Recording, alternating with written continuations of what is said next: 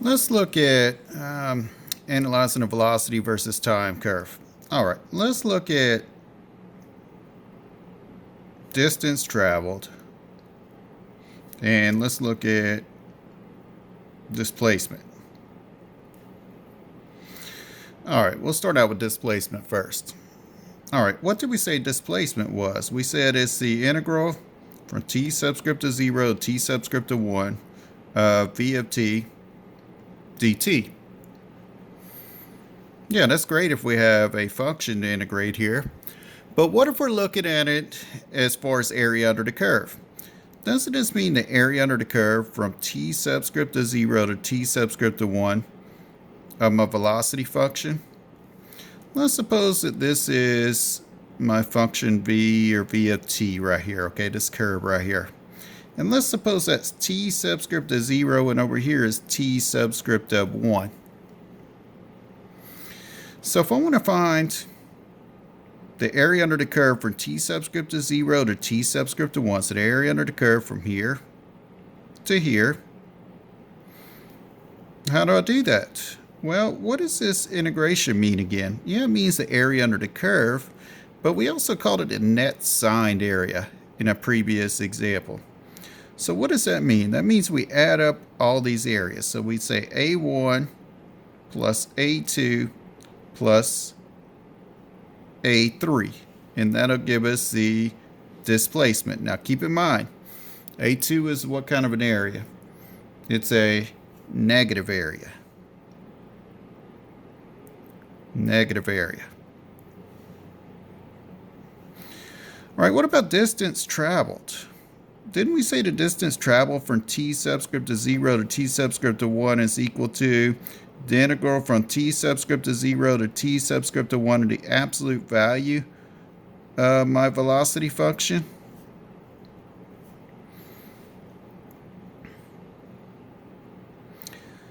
So what does that mean? That means that we'll have a subscript of 1 plus a subscript of 2 plus a subscript of 3.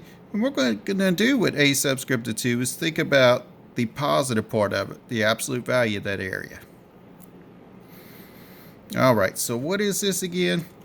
This is finding distance traveled and displacement whenever you're given a picture like this.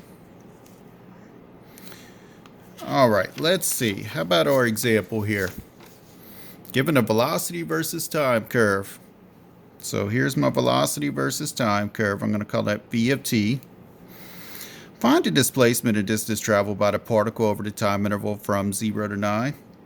So let me start out with displacement.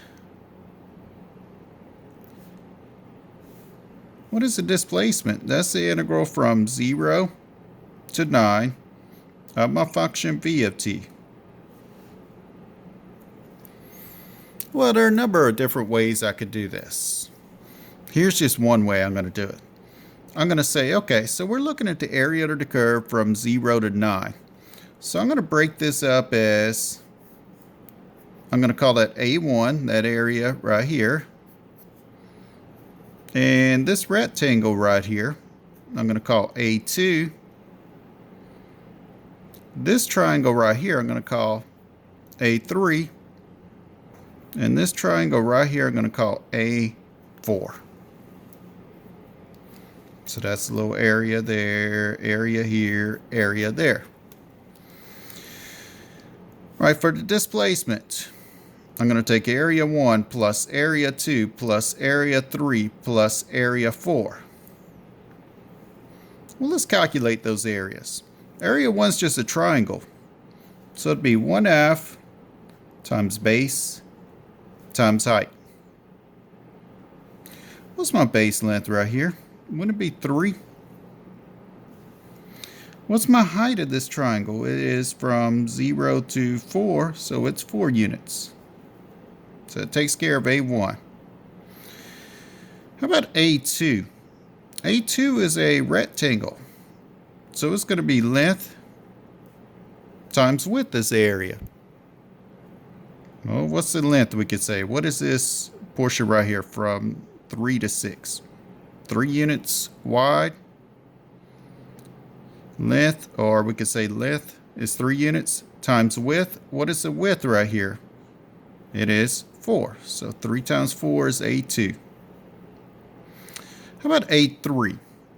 Well, again, that's a triangle. So it's going to be 1/2 base times height. Now, something I forgot to include right here is let me give you out this part because it makes it a lot easier, than guessing or whatever, okay? Let's say that this falls halfway between 6 and 9, okay? So that's what, 1.5 long right here. So what does that put that at? 7.5. Okay. So what is the width of this triangle right here? From 6 to 7.5, that's 1.5, or we could say 3/2 is the base. The height is 4. Again, how to get that? It's a triangle right here. So area is 1/2 base times height. Plus A4. What's the width of A4 from 7.5 to 9? That's 3/2, right? And we have a triangle, so that's 1/2 base times height. Base is 3/2 times the height. What's the height going to be? The height is at -4. So let's calculate all these, okay? 4 times 1/2 is 2. 2 times 3 is 6. This part right here is 12. Plus, wouldn't this be 3 right here? How about this part? That'd be what, -3? So what does that give me? 18, right? Now, did they ever give me any units here to use? I just have T, no units there. So what does that mean? That means my displacement is going to be 18 units, whatever we're measuring in. They never give us, so I can't be any more specific. How about total distance? What's my total distance traveled? That'll be my integral from 0 to 9, because I'm looking over the time interval from 0 to 9. Of the absolute value of my velocity function. Well, let's see. What is that going to be? That's going to be area 1, because that's just area under the curve, right? That's going to be area 1 plus area 2 plus area 3 plus the positive of area 4. So it's going to be area 1, which we said was 1/2 base times height, which is 3 times 4, plus area 2, which we said was 3 times 4, plus area 3, which we said was 1/2 times 3/2 times 4. But what do I want? I want the absolute value of this stuff, right? And the absolute value of this part right here is the absolute value of A4. So I would say the absolute value of 1/2 times 3/2 times -4. Now, what does that give me? Again, this gives me 6. Again, this gives me 12. Again, this gives me 3. Now, what does this give me? The absolute value of -3. That'd be 6 plus 12 plus 3 plus 3 then. All right, that's 18 plus 6. What's 18 plus 6? 24. So what do we have? Total distance is 24 units.